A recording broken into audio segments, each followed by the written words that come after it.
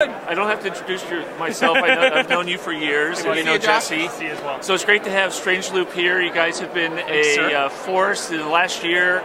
A lot of great things. I told you this yesterday. You and I were talking. A lot of great things from Strange Loop, webcasts, and Alistair Kroll, Uman study. That was great sponsored research. That was cool.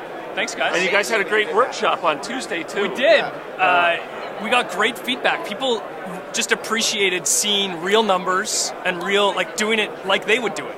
And so we kind of want to take that perspective, do things the way they do it, try to compress it and not make it a 4-month project, but 90 minutes is tough. But yeah, we got some really positive feedback. It was great. Yeah, so enough with all the compliments and praise. You guys are awesome. We're trying to give everyone a minute on the video to talk about themselves or company, what the audience has found compelling. What do you want people to know about Strange Loop?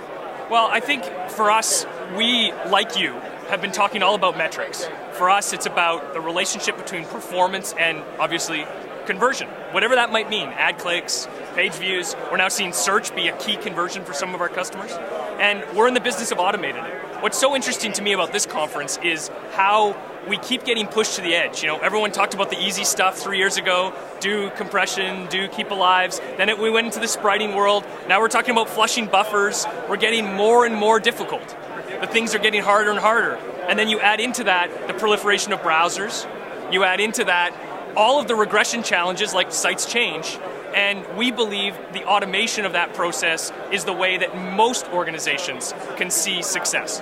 Not all. If you can raise an army of developers and you can stay on top of this and it's worth the time and energy, we're not saying we're the only alternative. We're saying if you would like us to worry about performance and you to worry about features, that's a good trade-off for us.